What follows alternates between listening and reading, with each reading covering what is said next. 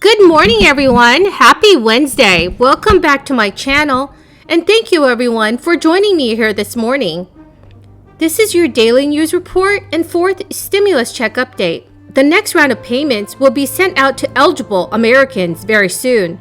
House Representative Ilhan Omar is urging the Biden administration to quickly pass another stimulus bill. Also, this Friday, I will be announcing more winners of my Amazon gift card giveaway. To enter my giveaway, all you have to do is subscribe to my channel, like this video, and also leave a comment below. Thank you so much, everyone. The next child tax credit payment is about a couple of weeks away. Parents can expect it on August 15th.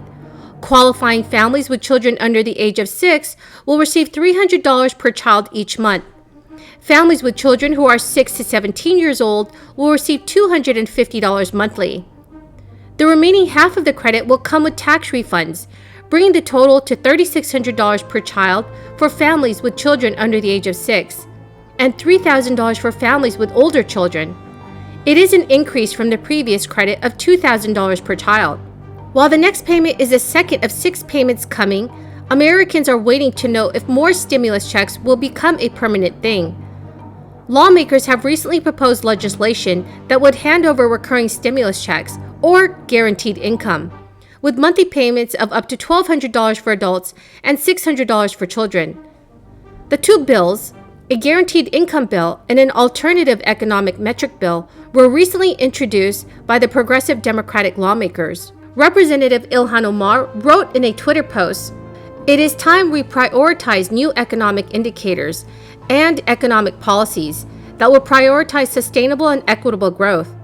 Today, we are introducing two bills, a guaranteed income bill and a bill to establish an alternative economic metric."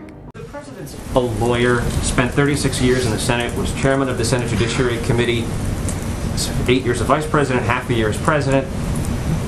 He speaks often about democracy versus autocracy.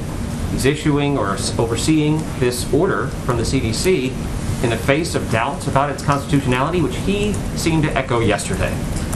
There's no inconsistency here. The president is, I mean, there are many people out there who say that the president is essentially not giving voice to the ethic that he campaigned on. He didn't call Congress back. He asked Congress to act. It didn't. How do you square all that? You know, I'm going to ask you who's saying that. Well, there are plenty of people who are saying it. They are not just Republicans. Okay, I'll leave that to others to figure out. But I think what's important to note here is that the president would not have moved forward with a step where he didn't feel comfortable and confident in the legal justification. It is also a reality that there are legal steps that have been taken by the Supreme Court in the last few months. And we have spoken to that publicly. We're not going to hide from that. But he asked the CDC and his legal experts to look at what is possible. This is a narrow, targeted moratorium that is different from the national moratorium. It's not an extension of that. It's a different moratorium from a policy and legal standpoint. Meanwhile, the $1.2 trillion infrastructure plan currently on the table in Washington, D.C., includes clean transportation, clean water, and universal broadband in hopes to build a better America and stimulate the economy. The $1.2 trillion bipartisan infrastructure accord would institute a multi-year national motor vehicle per mile user fee pilot program that, without future intervention from the White House, could potentially violate one of President Biden's previously stated red lines. Top White House officials emphatically stated for months that paying for the infrastructure investments by indexing gas taxes to inflation or instituting new electric vehicle mileage fees were hard red lines for the president on the grounds that they would raise taxes on people earning less than $400,000 per year. Yet, the new per-mile user fee pilot does leave those people open to tax vulnerabilities pegged to personal vehicle mileage. Transportation Secretary Pete Buttigieg and Treasury Secretary Janet Yellen are directed to provide recommendations to Congress 3 years into the pilot's life cycle, at which time Congress could choose to pass a new legislation implementing national per-mile fees fully as an established funding source for the infrastructure improvements. White House officials disputed the idea that the inclusion of the pilot program in the infrastructure bill guarantees the establishment of a future nationalized mileage fee and suggested that Depending on how Buttigieg and Yellen's recommendations shake out, the White House could oppose legislation implementing the tax. One White House official said there is literally nothing in the bill that is counter to the president's pledge. This refers to two provisions about research. One gives grants to states if they want to apply to do their own research. The second involves a federal pilot program based on individual volunteers who receive full refunds for studies that would then only be the basis for recommendations about future legislation. The administration will evaluate all legislation, including any bills relevant to these pilot programs, against the $400,000 pledge. Jen Psaki told reporters that the president is quite focused on ensuring that we are doing everything we can to keep prices low and to keep the cost of living low for the American people, including the cost of gas.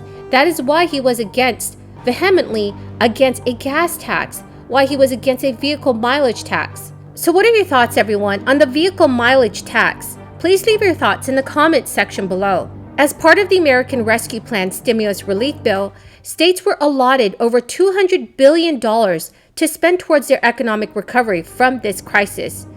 States have until the end of 2021 to give their money out, and governors have already begun doling out cash where they feel their states need it the most. Certain residents of the following states might be eligible for stimulus money.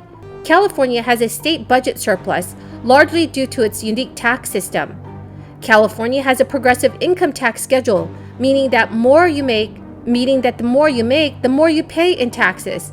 This, plus good budgeting, provided enough money for actual checks in the amount of $500 or $600 to its residents, earning between $30,000 and $75,000 per year. This is in addition to the $500 to be paid to households with dependent children. This is often used for all of California's residents. Everyone, thank you so much, everyone, for joining me here today. I hope you found this video helpful. Remember that in a few days, I will be announcing more winners of my Amazon gift card giveaway. To enter the giveaway, all you have to do is subscribe to my channel, like this video, and also leave a comment below. Thank you so much, everyone, and have a wonderful and blessed week.